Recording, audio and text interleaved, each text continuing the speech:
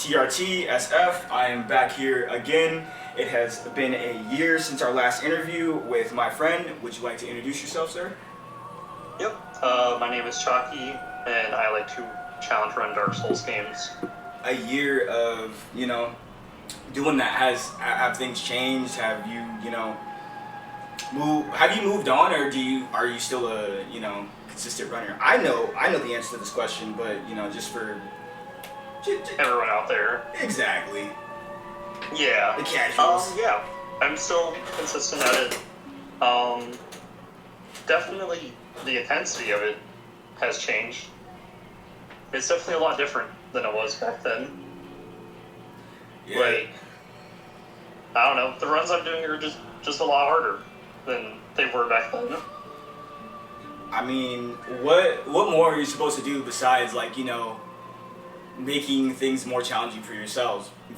Because, dude, you're a challenge runner. Like, come on now. It's in the name. Some people do like a baseline run for a game, and then they move on to the next one. Like, some people like to get a run done for each game. Mm-hmm.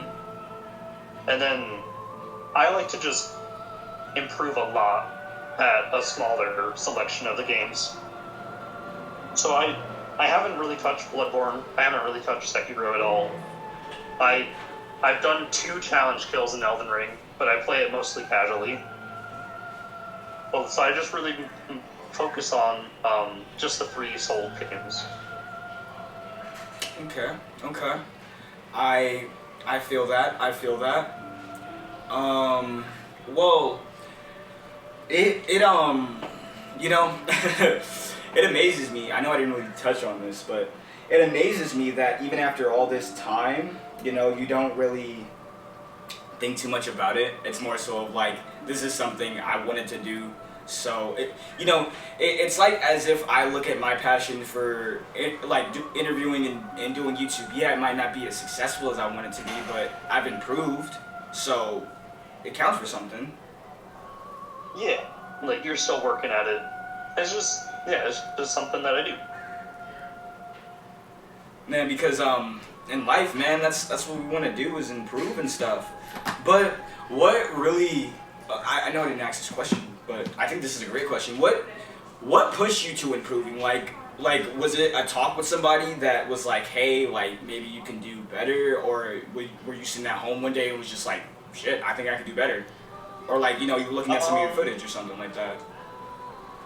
So, I mentioned something like baseline runs. Mm-hmm. So, I was basically just doing one of those. I was doing a run just to get a roll. But I started hanging out with people that are just much better than me at the game, and they do way harder runs. Right. And I started hanging out with them, and I'm watching them do their runs, and I'm like, dang, if they can make this really, really hard thing look a whole lot easier to grind out and learn and stuff, right, then I can start doing that as well. So I'm like, I should just focus on really improving rather than, who cares about a roll? If I'm a roll doesn't tell them how good I actually am. It just tells them that I just did one thing. True. Whereas, I get it. It started from that. Okay, I get that. Yeah.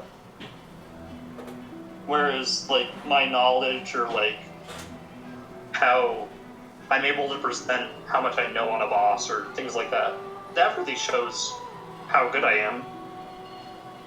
I mean, I don't like just showing off how good I am. That might sound like it from the way I talk about it, but I also do it for me. I just love the feeling of setting a goal and then slowly making the crawl for it. I mean, truthfully, if you weren't doing it for yourself, there'd be no point. Because,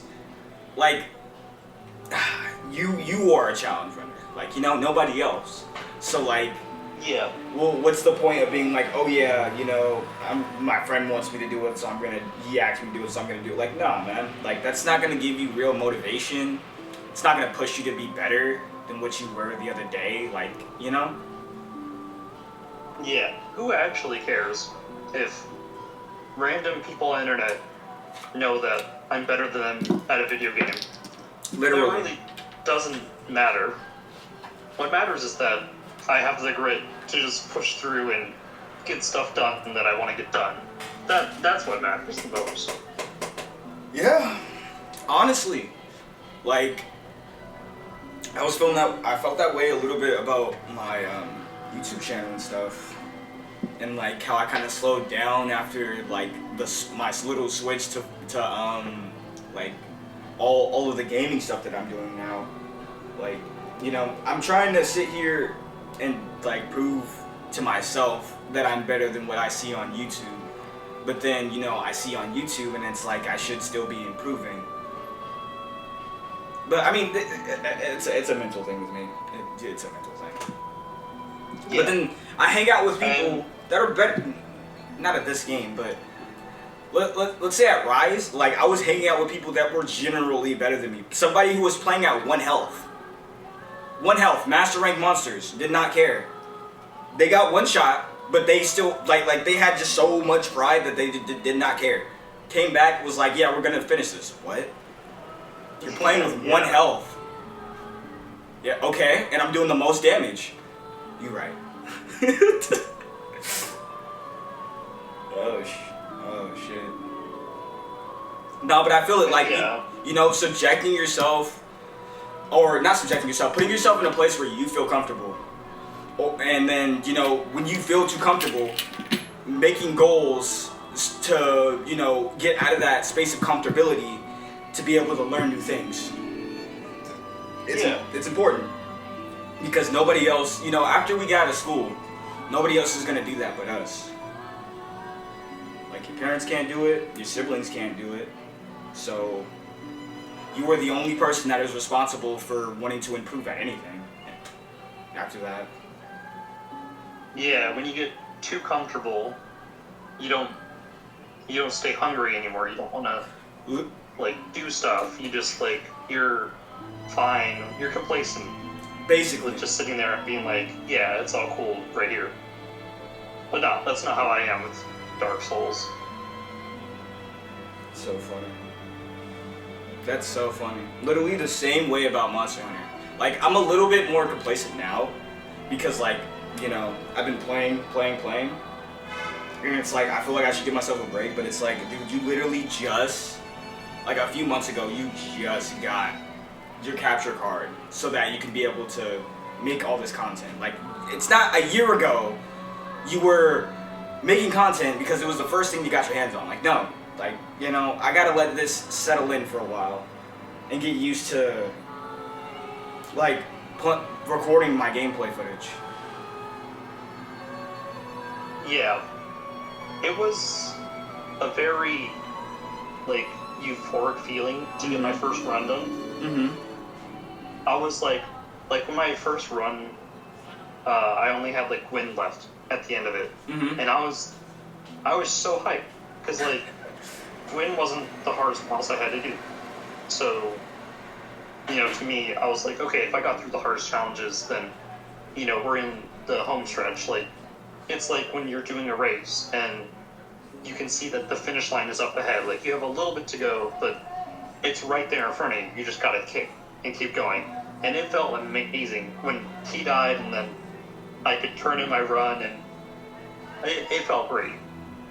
So I really thrive for that feeling, and just doing harder and harder runs just makes it more worthwhile. Because if I do, like, I don't know, the same level of run, then it matters less because it's the same difficulty. I didn't strive as hard, you know? I stayed where I was and didn't get uncomfortable.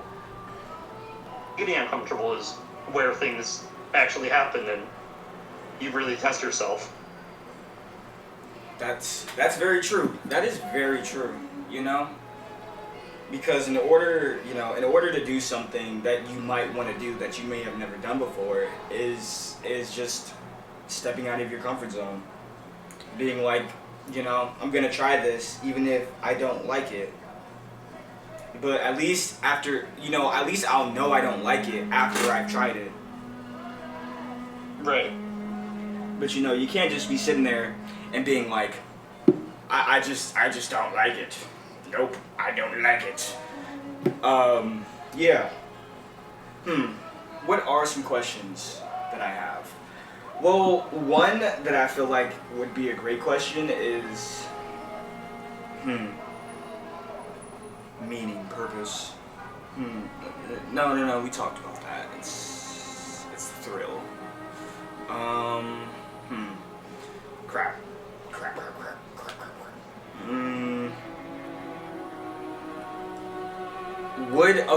Would you ever think about doing challenge runs on other games?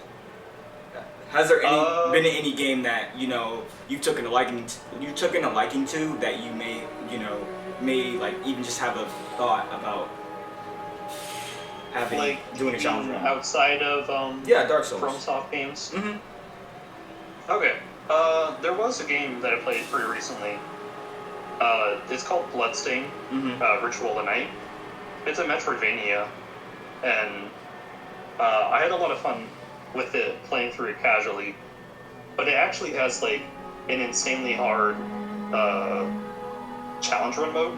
It's called Nightmare difficulty, and not only does everything just hit you extremely hard and has a lot more HP, but also on Nightmare you're also locked to level 1, so you can't just grind like enemies over and over again until you out-level your current area. You just have to like learn them until you get better to beat them. So I was thinking of doing a run of that.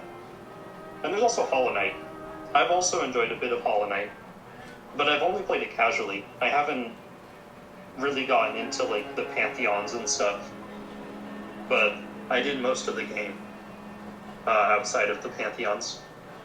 I've seen Hollow Knight, like just on and off. It seems fun. Yeah, it's a great game. Definitely worth the amount of money you put in. Like, I would say it's like a $70 game, pretty much. But it's got like a, I don't know, $15 price tag or something ridiculous. Wow. Like, it is insanely cheap for the value it has. Wow,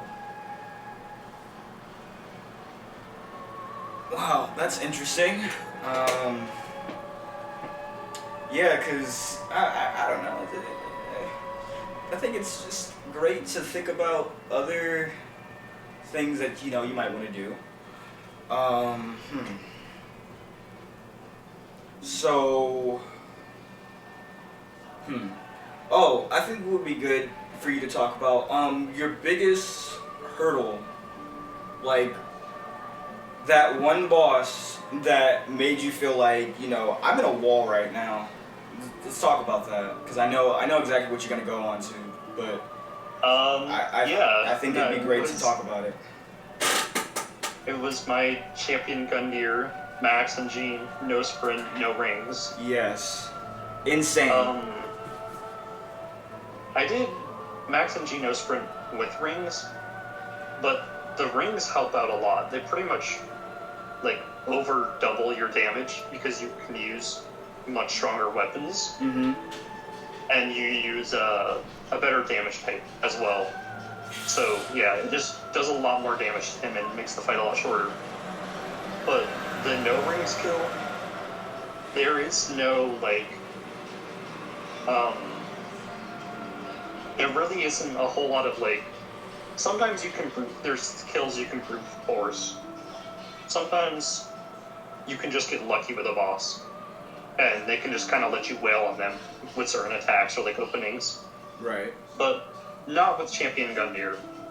He really doesn't have a lot of openings once he gets into phase 2, and so you really have to know what you're doing, and just because of how long the fight is, it's just something that you just have to get good for. Right. And it was an insanely long grind. It was 40 hours total of fighting this one boss under the same restrictions. Insane. 40 hours. Like, around the 30-hour mark, I thought to myself, man, I've fought this one boss for the same amount of time that someone would buy a PS3, play through the whole game, kill every single boss, play through all the DLC, and then stop playing the game and be like, 10 out of 10 game, perfect game.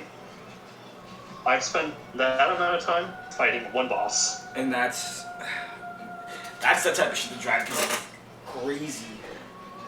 And they just quit the game. But see, you know, it's oh shit. It's all about perseverance, you know? Being willing to do something over and over again, even though you feel like you're not having too much of a great outcome. But then, you know, I know for you, like, when we talked about it last time, you were like, I got really close around the 30, you know, around the 30 run mark. I was getting super close and I was just choking at small stuff.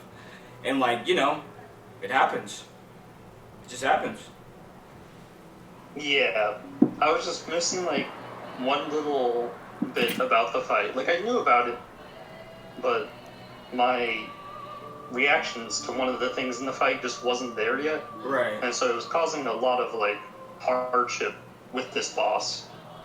But like then it just like started to click. Then it started to happen and the wheels really started to turn in. Attempts like started feeling less daunting and it felt less like I was gonna RNG grind it. And so I was like, okay, we're really close. And then I got the kill, and it was amazing. The kill was pretty good. I mean, it's got a couple mistakes in it, but overall, it's pretty clean. And yeah, that is one thing that being a speed/challenge runner has to watch out for. Is that, you know, like let's say you're trying to like put yourself up on it's not GDQ, it's I think it's speedruns.com or something like that, right? And you know, what they want from you specifically, well, one of the things they want from you specifically is to make sure you have a clean run, so you know, not getting hit every 2 seconds. Yeah. But you know, I only know this because I used to watch videos on Devil May Cry 3 being speedran. Right. I was a big fan at one point in time. I still am, but like, you know, I'm just not playing as much. But like, you know, it's stuff like that. Like, you know, thinking about it in a way as in, how could I do this in the best way? And then how could I make sure that, you know, I look good while doing it? Yeah, I definitely don't want to look too bad while doing it. Exactly.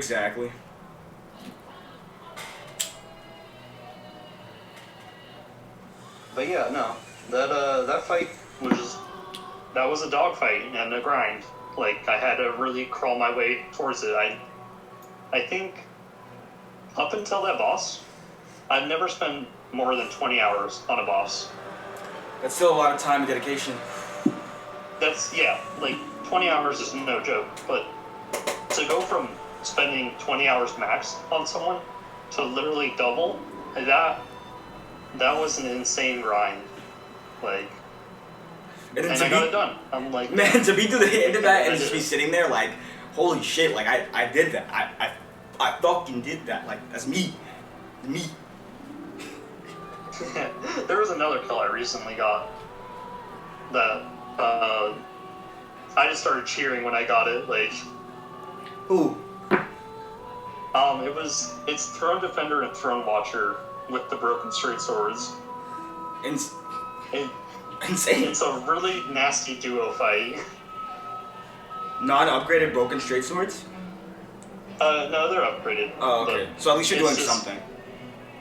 It's broken straight sword, no roll, no block, no parry. But yeah, they're right there. There's the big challenge, cause like there's 2 of them. Yeah, there's 2 of them, and it was just tough.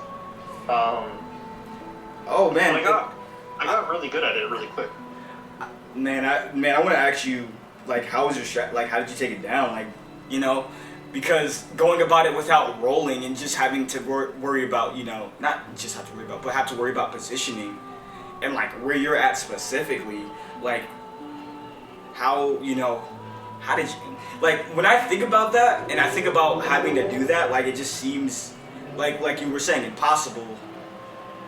because I haven't done it myself. My mind can't really wrap around it.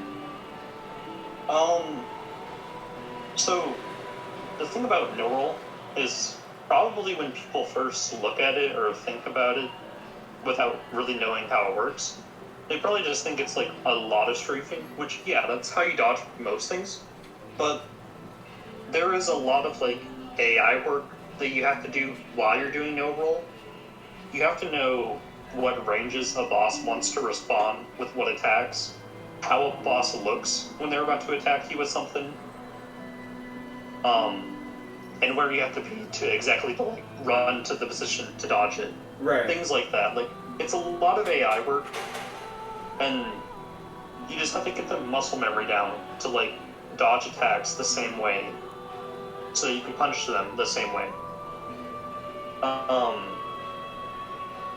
Like, really, like, most of the battle, I would say, is just knowing where to go for certain things. Right. Like, once you start picking that up, of course there's actual, like, hard dodges, like, like gun gear when he charges. Right. You have to duck it in no sprint. I actually got the charge duck in my kill. That's just a hard thing to get in general. Like, even if you know about it or where to go, really, it still is insanely hard.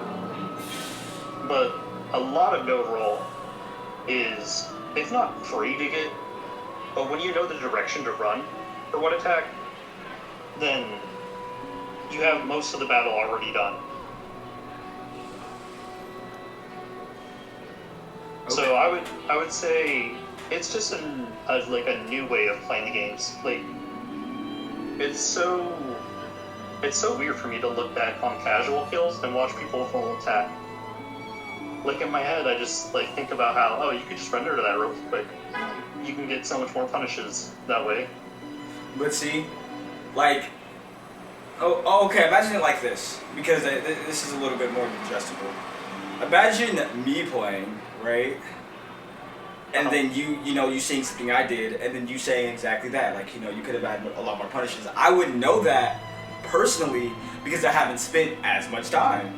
Like, it's insane. It's fucking insane. Like, I'm just sitting here really thinking about it and really pondering it, and I'm like, dude, the amount of knowledge that you can get from, spending 40 hours on a boss, and the fact that you, know that after, this amount of time and stuff, is just, holy crap, I'm not saying, oh, I'm about to go do something insane. No.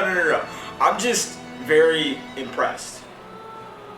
Yeah, I get impressed with myself. I like to watch back my kills sometimes. And I'm like, damn, who is that guy? It's really funny. Like, I don't know, when I'm in the zone, that's a different person. Bro, it's exactly how I am. When you catch me playing Monster Hunter, man, and I'm actually having a good time, dude, I'm just talking the most shit because I can.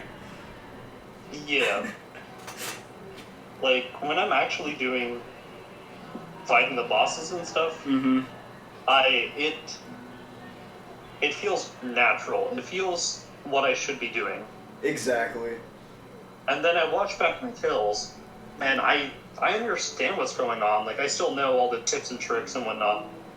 But I'm like, damn, I did that. Like, I'm the one that knows to run right there, or stop right there, or bait out that follow-up, and things like that. Like, it's crazy to watch, even for me, and the person that's done them. Bruh, I've seen a few of them. Not a few. I've seen more than a few. I've seen a good bunch of them. But what really, honestly, started getting me was when you told me that. I was like, wait, huh? This guy doing what? Yeah, I'm doing that now. Bro, a year ago I talked to you, you were just doing let's say casual speed runs, pretty much. Like, you're just trying to get through speedy. Yeah. I'm not doing a legit speedrun route. I'm not doing the any percent route or anything. I'm just playing the game fast. Yeah, exactly. You were just playing fast. But then, I still give you your props because you knew, it wasn't like now where it's okay, you can duck that, you can get punishes, but you knew, you had some sort of knowledge Okay. I had like routing knowledge, yeah. Which helps out with challenge runs sometimes. And you have boss knowledge, bro. Dude, you were the reason why I could solo Dark Souls now. Well, yeah, pretty much. You know that. Well, I don't know if you know that, but you know that now. Yeah. Because literally all the times we have played, and you telling me, yeah, like, where to go is one thing, but like, the fact that you told me how to kill the Hydra, I didn't know how to do that for a very long time. Trust me, I felt retarded. What's his name that you fight Solar with him, not the gargoyles, the thing in the depths. What's that thing called? Gaping dragon. Gaping butthole. Yeah. Gaping butthole. You told me how to kill that. You were like, yeah, dude, just stay on his butt. Like, I know these are simple things, but the fact that, you know, at one point in time I was just a casual player that was trying to understand the game, and you were right there like, oh yeah, bro, I got you. Like, I got you. And then, like, you know, you helped me get better. That's why I committed you so much when we used to play, because I'm just like, dude, this is the guy I go for like everything. Yeah.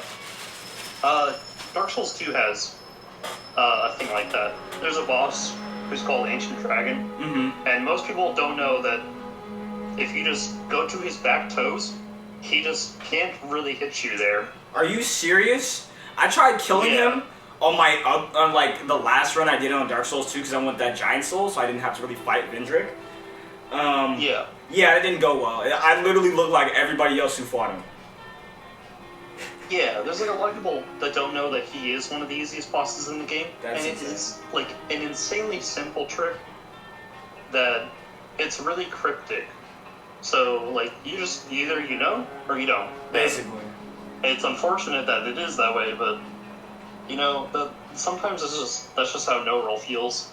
Like sometimes you know it, and sometimes you gotta figure it out. Honestly, that's why I love Monster Hunter so much, because like it's not like the no roll and everything, like it's the challenge that Monster Hunter brings with it when you're out there and you're learning the monster. Like, you know, it brought that Dark Souls feel to it. Well, no. I think that's why I played Dark Souls, because Dark Souls felt like that. Like, oh, you have to get to know this if you want to beat this. There is a challenge set in front of you, and you're either going to take two ways out of this.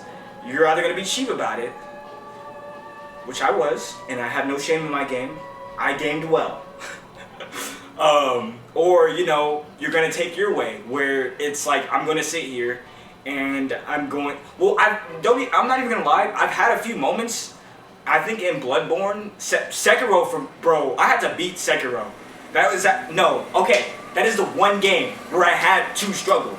It's the only way I was going to beat that game. I spent $60 and I was not letting that go to waste. Yeah. I stopped playing for a whole month because the first boss kept killing me. Straight up. That is his tail. I came back and was like, nah, I'm not letting this happen anymore. Beat him, felt so satisfied from it, like nothing I had ever felt from any other Souls. Well, honestly, no. Like you know, it was that Souls feeling. Let me stop lying. It's that Souls feeling that you get, and then I'm just like, bro, I have to beat this game. Like, I had to beat Sekiro after that, and I pretty much did. But I'm still at Genichiro, so not Genichiro. I'm still at the last boss, Inner Ishi. No. Oh yeah. Who's the last boss? It's either Old Man Ishin or the Sword Saint. Yeah, there we go. Ishin the Sword Saint. There we go. Yeah. Because I didn't take the bad route. I played the game. I did not want to fight him and that other chick that you fight before fighting him. Yeah. They seemed like the hard fights. I was like, you know, bro. And then I seen bro take I think the reason why I quit fucking Sekiro was because I seen dude take a spear out of his ass, and I was like, and a gun, and I was like, nah, I'm good. I just love how he gets phase 2 and then he pulls up with the blicky. That shit's so funny to me. Bruh, he pulls up to you hella close. He's like, hey, yeah, what's up, bruh? Hey, what? Huh? Boom. Like he just goes, gah. Bruh. Okay. Like you. It's like that. You block these, right? you're a swordsman, right? But honestly, getting that far in that game, I got to phase 2 and got really close to phase 3, but I just never beat it because conviction. Well, no, I just wanted to play Monster Hunter again.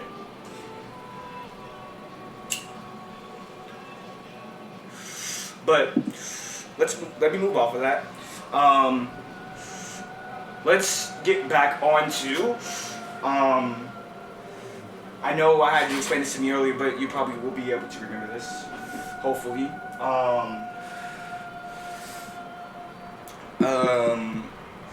Why you may like, or some of your pros and cons for each Dark Souls game. For the casuals out there. Yeah, so Dark Souls 1 is very aged game. It's like there's a lot of quality of life in the later games that you won't feel if you go back to DS1. When you first play DS1, you don't notice these things because you don't know how good it can be. So when I think about DS1, I just think about when I played it as a kid, when it first came out. I was like 10 years old. You played it when it first came out? That's crazy. I got introduced to Skyrim. Yeah, I remember running around with like the Drake sword and the Black Knight sword. I watched like YouTube videos of like early OP weapons or stuff like that. Oh, that's insane. And yeah, I have really fond memories of doing that and then like co-oping with people. And then I like showed them, I'm like, hey, you can get like this insane weapon if you kill this dude, and he drops it. And then yeah, I get like everyone loved the Black Knight sword back in the day, like awesome weapon. I thought isn't it still really good for runs though? It's the Black Knight halberd that's the speedrun weapon. Oh really? I thought it was the sword. Or no? Nah, it's not the sword. Or great sword? I don't know. I'm tripping. I don't know. It's been a while. It's been a little bit. It hasn't been a year since I played Dark Souls. No, I told you I started recently. Actually, like I replayed it again to see how I like feel and see if I can actually play it. And yes, I can. It's just, whew. It is not. Yeah. It is not the same. It doesn't hold up as well. Well, I feel like me and you have two different like subjective feelings on holding up, because what I feel like doesn't hold up for me is just like the way you roll. That's it. Yeah, no, when you lock on and you can only give four directions. Exactly, that directional roll bullshit is stupid. It's and then I play a newer game, right? And then it makes it worse because it's like, God damn it! Now I'm used to this. Now I have to readjust to something better. Yeah. So I prefer not to really play it. But I did play some PvP with somebody I met. Nice. He was pretty good. He actually played. Funny enough, dude played full dragon set. Yeah. Oh yeah. Like, he used the dragon stone and everything. Like, to get summoned and everything. Like, he did not do the grave lording. And I'm like, why not? Yeah. But then he showed me that he has a password on his character. And he's like, yeah, with this password you can keep like constant connectivity or like something, because he hangs out in Ulasil, you know, like the good old days. Yeah. I miss those days. Low key, but not really, because it's like, you know, there were some people that not even there were some people, the people that use magic, I hated. That's it. Yeah. I hated the people that use magic, because you're a light low build that if I get touched, I'm like dead. Okay. Oh. Yeah. PvP is just like that sometimes. Bruh, or you just get chain backstabbed. Yeah, I got that treatment last time I got on, and this was about 2 months ago, and yeah, people are still doing that. I guess. If it works, it works. Exactly. That's like me talking about. find it fun king backstabbing noobs over and over again. Bruh. And I'm like, bro, I haven't played in that in like a long time, so like, yeah, that's possible. That's possible. You know, it's not like the me and you that were playing, and you know, I was learning how to not get chain backstab. Like, I don't know how to avoid that anymore. It's putting a wombo combo, basically. Dark Souls version of a wombo combo. So what? Just getting backstabbed over and over again. Is that even fun? No. It's embarrassing. If anything, yeah, I think I just find that embarrassing. Dark Souls 2. Pros and cons, my friend. Because this is as easy as just scratching out. Oh, you back? Okay, there we go. Yep, let's go. Yeah, it's as easy as me just scratching that out. I love editing. Honestly, I think that's what became my passion. Like, yeah. I thought it was. I know I'm not like. I know I'm completely straying off for some reason, but like, I just started thinking about how I feel about video games compared to like how I feel about editing. Like, I'm genuinely more passionate about editing and like being able to listen to like a conversation I'll have with you or like, you know, somebody else. But I haven't had an interview with somebody in 6 months. No. Yeah, 5-6 months, give or take. Because I've been doing my own thing with trying to move to making my content more about the video games I play. Because that's what I wanted to do. But then I realized that, Jesus Christ, I get upset while I play video games. Like, it's just a general thing. I do. I want to be the best Monster Hunter out there. I want to be that nigga. Okay? And I'm just not, because I'm not that dedicated. Okay? Not that based. What was I saying? What was the last thing? Pros and cons for Dark Souls 2, and then we'll move on to Dark Souls 3. Okay. So DS2 has like a couple flaws with it. You know, it's got hitbox issues just like the other games. Mm-hmm. You have a lot of ways to make the games too easy. I don't know, like life gems, and like they just let you buy infinite life gems. That's kind of an issue I have with the game. And then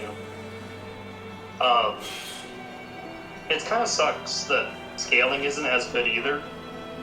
You don't get to feel like a natural progression for your character just because scaling sucks. So regardless of how much you put into dex or strength, you just keep doing the same damage.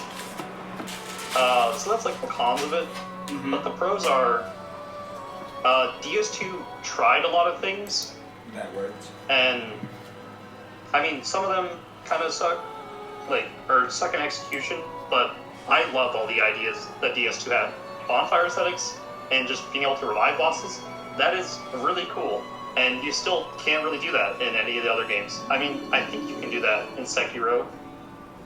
Like, you can use, like, memories to fight bosses. But Yeah. You can still do that. Yeah, you get refights, and then they actually have, like, a harder version of the boss, which is you only get it after you beat the game. Or, no, you only get it after you beat the initial memory. Yeah, so there's that. There's Bonfire aesthetics. And then, oh my god, New Game Plus. New Game Plus is really awesome. It's got new enemies. It just has more enemies. I mean, I know DS2 has a lot of ganks and stuff, but seeing new enemy placements for getting through another playthrough, it actually just changes the game. There's a whole new Freya encounter. You actually fight Freya before you go do the actual boss fight, and the damage you do in the encounter before her carries on to the actual boss fight. It's really sick that they just surprise you like that. Oh, that's sick. Yeah, and that's only in New Game Plus. And then DS2 started power stancing, and it does some things right about it as well. Elden Ring is power stancing as well, but if you can wield the weapons, you can power stance them, which I don't necessarily think that's how it should be. Honestly, I don't think that's how power stancing is like, you know, like in general. Well, because I like the way DS2 took it, and I ended up, you know, playing DS2 before I played Elden Ring. So like, getting told that in Elden Ring, and the fact that, you know, it kind of just like it's just that simple, and it's not something as cool and, you know, as not lively, but as interesting as Dark Souls 2 makes Elden Ring dampen a little bit. A lot of it. Yeah, they took away a couple things, like the increased stat requirements and not being able to use multiple weapon classes with each other. But like, then you can use a spear and like a longsword together. Like that's just so cool. But then you can't. I mean, they took it out in DS3 also, so yeah. Yeah, DS3 has paired weapons, and I mean Elden Ring has that as well. But paired weapons are kind of the power stancing, but not really. Exactly. It's just not as cool. It's not as cool. Yeah, like I love that about DS2. And then DS2 has some really sick bosses, and the DLC areas are really sick.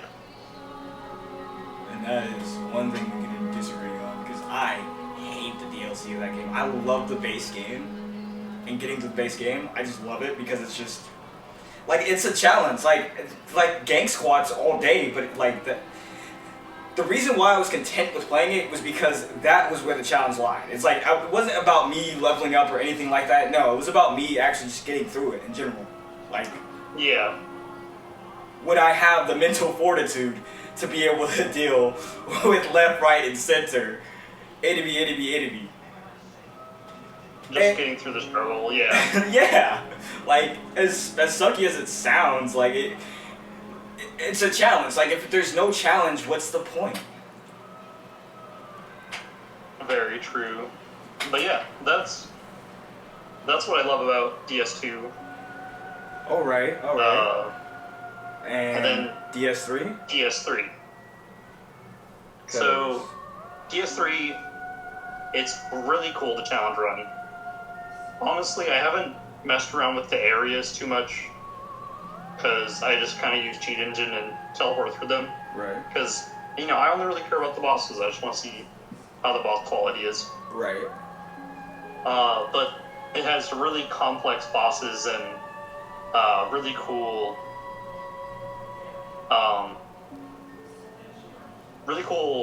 like, dodges you can do for bosses. Like, there's a lot of, like, ducks with weapon attacks that you can do in DS3.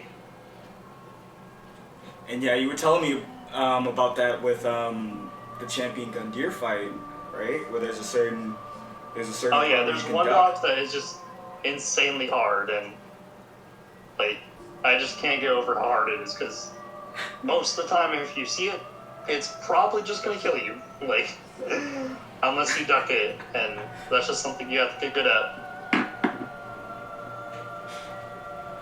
Oh, that's understandable. That's totally understandable.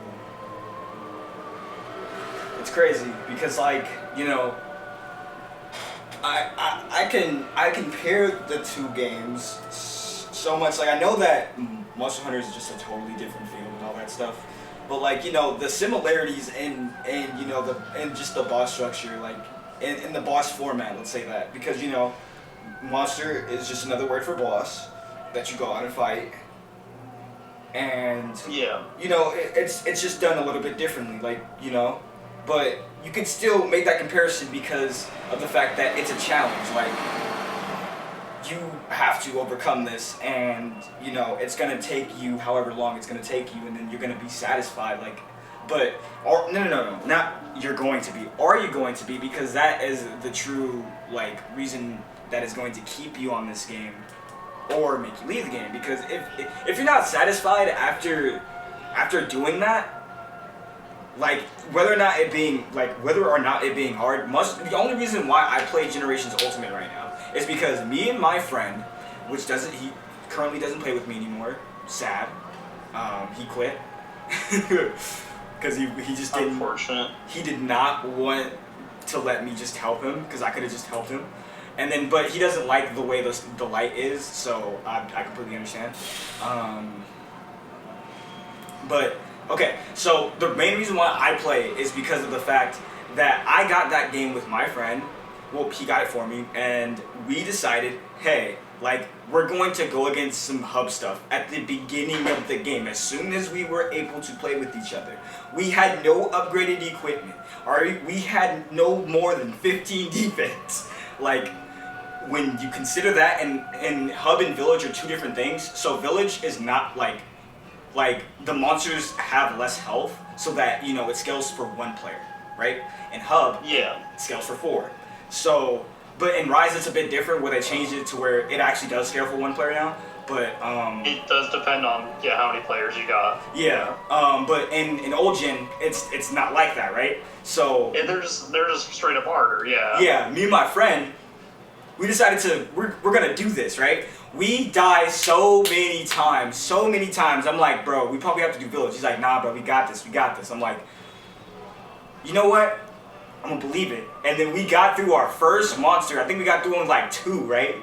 And I was like, you know what? I'm going to keep playing this game because at the end of the day, like, that was a challenge. Like, but that right there, that kept me going. And the consistent challenge of the game was what also kept me going. Like, the fact that it just wasn't like Roll and Rise are very polished and fine-tuned to where it's like, it looks great to play and it feels great to play. Generations Ultimate, it kind of got that DS1 feel into it. Kinda. Right. Kinda. Where it's like, you know, you have that clunkier aspect and it's like, you don't know how good it could be. But since I already know how good it can be, it's not going back. But then since I haven't experienced the older Monster Hunter games, I was curious.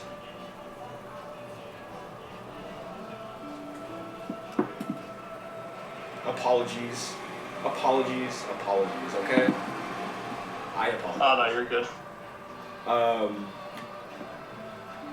But your pros and cons for that game. I know, it just makes me veer off and think, hello, come in.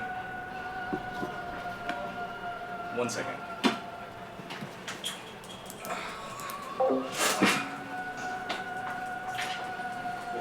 See you later. Love you too. I've been born again! My bad, my uncle was just saying bye to me. Oh, okay. No, you're all good. But yeah, when I know I go off on tangents and stuff like that, it's something that really does happen during interviews. I think it spices it up. Honestly, after all this time, I think it spices it up. It helps things that kind of keep on going because I always have to make sure I reel us back because, you know, it's usually me that's doing this. With like anybody I interview, trust me, you're not the only guy. Alright. But yeah, your pros and cons about Dark Souls 3. Because, well, wait, no, you already talked about it. Oh my gosh. Okay, so I wanted to talk about, what I really wanted to talk about was how I kind of feel the same way, but I don't, you know, since I don't have it on a laptop, and my laptop is a MacBook. I would actually have to truck through the game to actually play it and get the experience, and you know, like. I know I don't, there's just a few reasons why I don't really like it, because of the whole fact of like them trying to like, you know, retread the sparks of Dark Souls 1 so hard that it's just kind of, it doesn't give the game, like the game has an identity, don't get me wrong, but then it doesn't at the same time, you know? Right, it has a lot of similar, it's like Dark Souls 1 and 2. Yeah, exactly. Like, I get that I'm pretty sure that that's exactly what they wanted, and then, you know, so that players could feel, you know, oh, okay, they're actually, you know, they actually care, well, kind of, not really about 2. Like, 2 is sort of there. Sort of. you have a one area where it's Eastern Peak, right? Yeah, Earthen Peak. And Earthen Peak. It's in it shows up in the Ring City DLC for a little bit. Yeah. And then you have the pictures. Like that's it. Like that's it. And then everything else is like an homage to Dark Souls 1. Like, I get we all love it, but even though the thing is, I've watched a lot of reviews on it, and it's not like it swayed my like mind or anything, but it's the fact that I played through it myself and I didn't feel as greatly towards it. Like, the gameplay and everything is great, fun. Seriously, it is the best that it could be, right where Dark Souls 3 is. But the way, like, the whole thing is pushed to you is just so wrong. I don't get the same vibes from it as I do the other two games. Exactly, like, you know, I can chill and play Dark Souls 1, and then chill and play Dark Souls 2. Even though I have my gripes with both of the games, I'll be like, yeah, these are fun games, but then I get to Dark Souls 3 and I'll be like, why am I reminded of Dark Souls 1?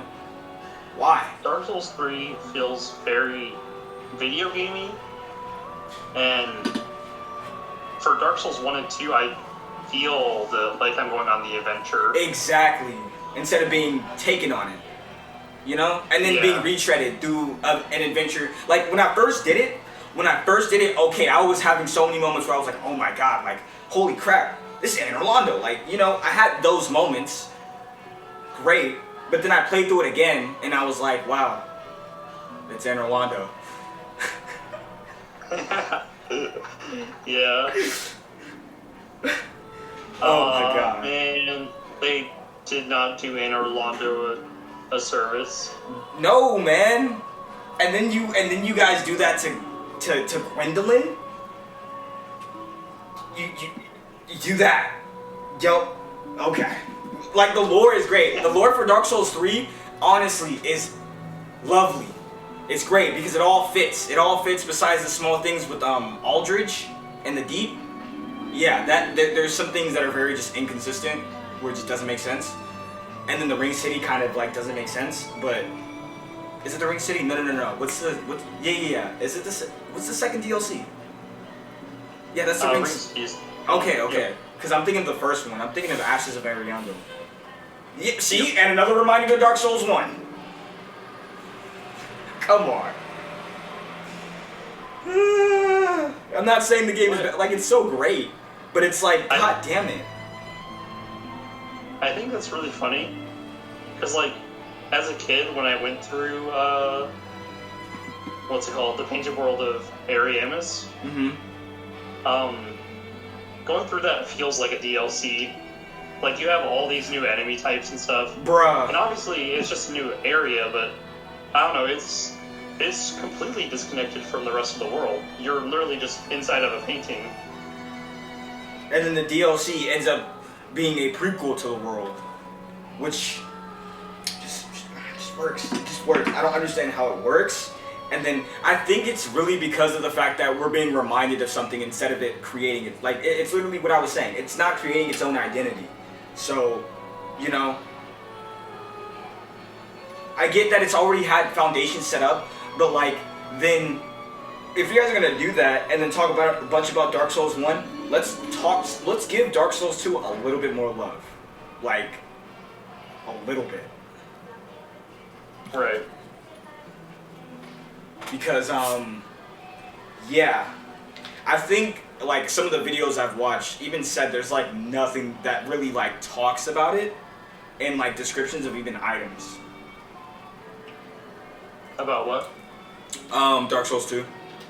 Like, you know, have, like, yeah. any mentions of it. Yeah, Drang Lake is kind of mentioned. I mean, there is the Drang set in Dark Souls 3, which literally is from Dark Souls 2. Okay. But and there is the Llewellyn shield from Horus, which also is from Dark Souls 2. But yeah, they don't really mention Drang Lake really, other than that the armor is called Drang. But DS2 is very like swept under the rug. well, wait, say that one more time. Sorry, I didn't hear you. DS2 is like very swept under the rug. Yeah, and you know, I get that it's made by other developers and stuff like that. I get that, and then you know that people say that DS2 is kind of like a failure, but like it just like DS2, like the big pro about it compared to DS3 is that it has its own identity. It does, like it just genuinely does. Where it's a world going through its own cycle of you know the flame. Like that, how cool is that? That is sick. And then it's a guy that literally said, "Fuck all of this. I'm not going to do anything. I'm literally king because I want to figure out how I can not have to light the flame and keep this shit going." Like that's so cool. That's so cool. Yeah.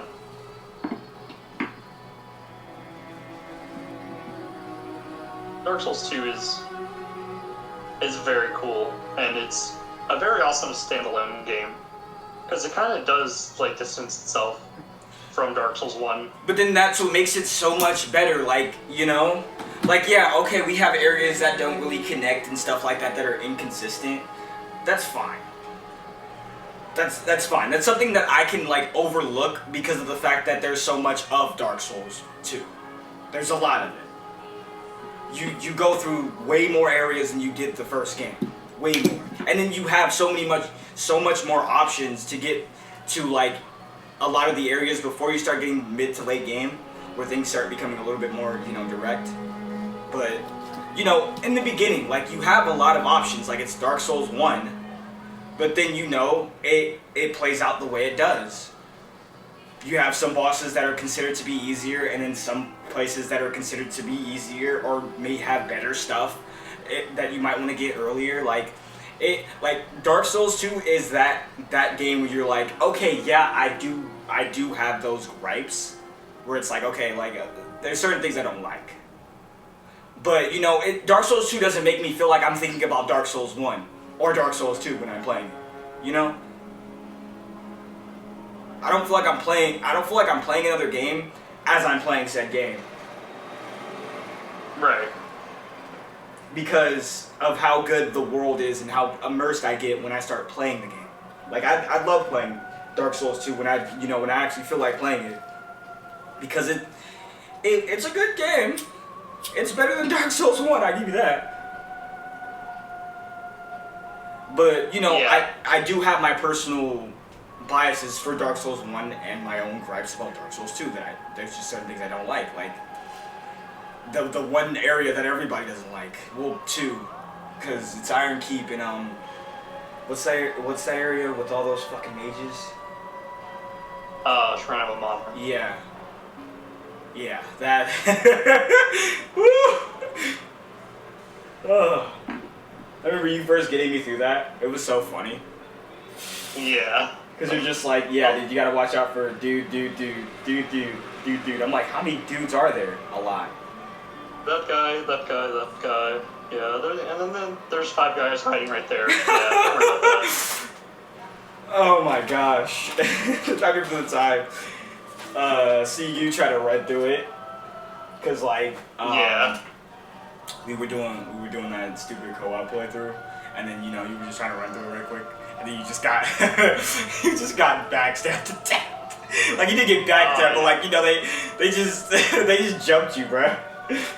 He was like, I'm at the fog, I made it. Okay. Now what? Yeah, how are you gonna get through? I love it. Honestly, I love that troll. As annoying as it is, it's so funny. Literally getting trolled by the game because you're being swarmed with enemies.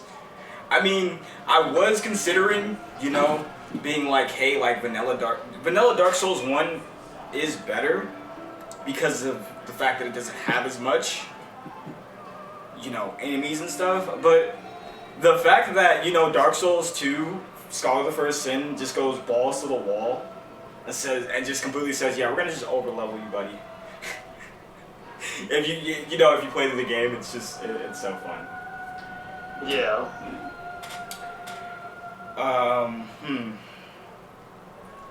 What about things that you might want to do in the future? I know I asked about some games. Like finishing up runs or. Yeah. Let's just say not finishing up runs, but let's say,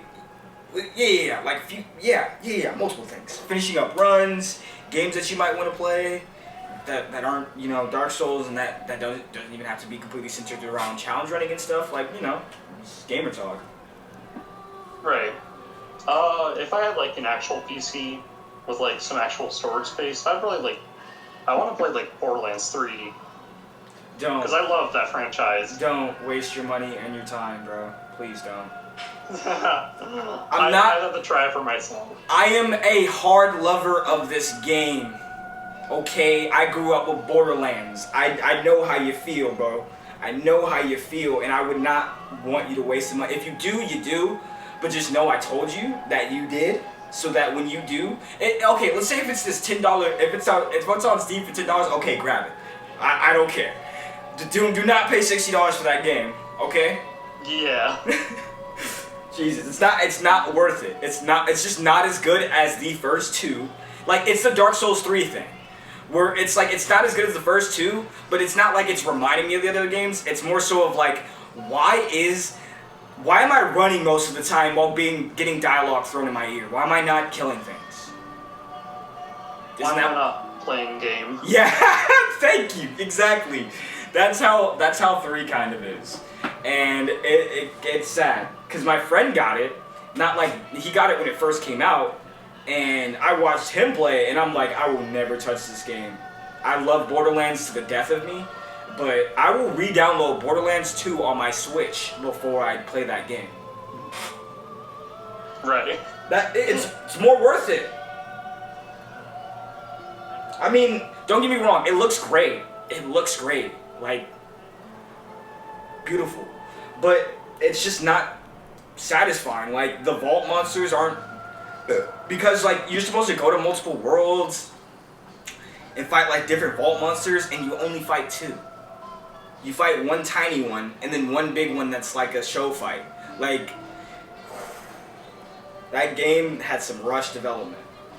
Damn. Dude, I wanted to get the game so badly, and then I found out that, and then I was just like, and then a whole bunch of other things that the storyline is just kind of trash, and I'm like, cause you know how 2 is. 2 is the story is great in 2.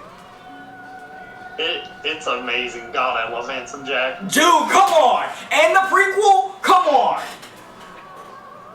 It's so good, yeah. The prequel is so good, and then the fact that Wilhelm comes back from the prequel, and you wouldn't know that unless you played it? Come on! Oh my god. Yeah, and then, it's awesome. The DLC, Lilith DLC, yes, worth it. Fight for Sanctuary, yes, worth it. I can't remember Dark Souls, but I can remember Borderlands. Yes, it's how much I love. I'm not gonna lie to you about this. But if you do end up getting it, let me know how you feel about it. Because I'm not gonna stop you. I can't stop you. Right. But what else? I'm sorry. Me and you are both passionate Borderlands lovers. Yeah. Also, dude, the dude that was the villain for the Lilith DLC. Great. Oh my god, the Scarlet DLC in the fucking Oasis Desert? Come on. Yeah. Come on. And fighting like fighting monsters that were basically in the first game. Because of how it is, because the first game is very deserty, right? And then the big come back to it at the end of it. Exactly. Oh my gosh! You remember the big mammoth? It's not like a mammoth, but it's like a huge monster. It's in the first game. It spawns racks out of it and they like fly out of it. Oh, the rack mother or rack hives. Yeah, you know what I'm talking about. Yep. Big ass mammoth looking motherfucker. Yeah, I remember that. Yeah, and then you fight them again. Yes, bro. And you get trapped in it with her. Yeah. Two just did did too many things right. And even the smaller DLCs. Come on, the Torg's DLC? No, did he have... It wasn't very specific to him. I think he was just a part of the... No, he was a part of the Thanksgiving DLC. They had a Thanksgiving, Valentine's Day, and I think an April Fool's. I don't know if it was April Fool's. But they had... I know for surely it was Thanksgiving and Valentine's Day. Yeah. Those DLCs were fucking stupid, even though they were short. The Christmas one, come on! Marcus Christmas, come on! With the snowman? It's really crazy when a game as good as Borderlands 1 has an even better sequel. Bruh. And, bro, the prequel was good, too. I loved playing the prequel. I loved playing that game. Just because of the ray gun. You remember, you know that gun, right? With the little squiggly line, and it's like, you know... the laser beam, yeah. Yeah. Then they gave you a better one, too, because they had a quest for it. Oh my god, I got my hands on that better one. I was like, bro, I'm mad that I have to actually, like, grind weapons if I'm going to go into a new game. It's GG, yeah. But the fact that, you know... I mean, don't get me wrong, Borderlands 3... does do better by, you know, fine-tuning all of that, but then, like, the story, it's just not there. Like, that's what put Borderlands together. Borderlands is story plus combat. You go out, you go kill something, you're doing a piece of the story while you're doing that. Yeah, it's really cool killing shit. And Bruh. then you got Handsome Jack in your ear. Bruh. The most mad shit to you. Bruh, being hella cocky and then being like, hey yo, bruh, I don't even fuck with you no more, bro. You gonna have to like stop this, bro. You think I wanted to do this to my daughter? I had to do this. Oh my gosh, when he smoked, dude, from first game, when he smoked Brick. That's not Brick. What's his name? It's a black dude. Roland, yeah, there we go. When he smoked Roland, oh my god. Messed up.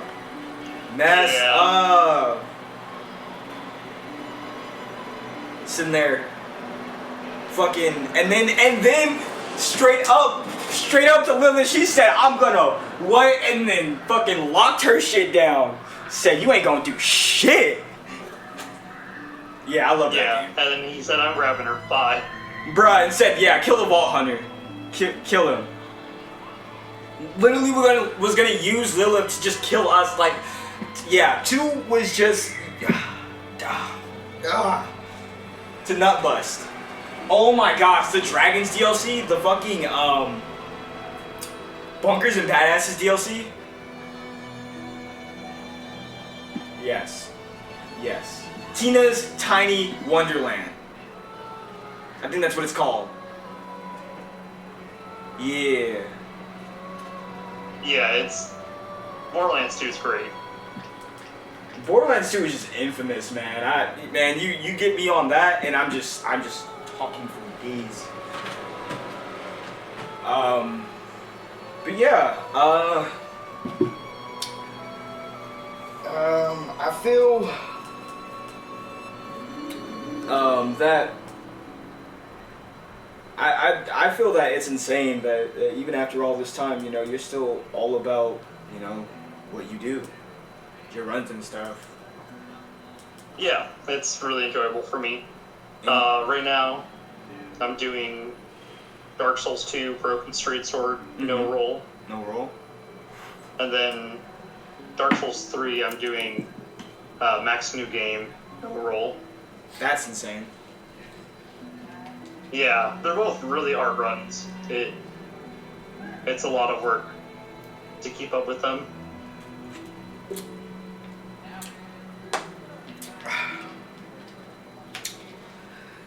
I think when I get done with that,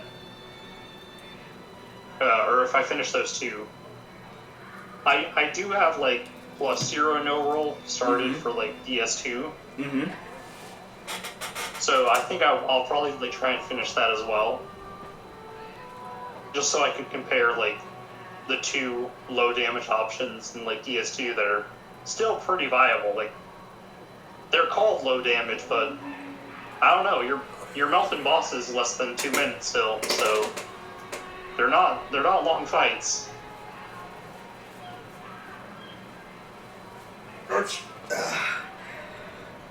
That's true. That's true.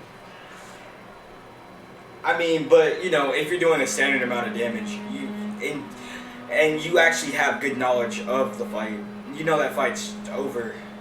Not even in 2 minutes. Yeah.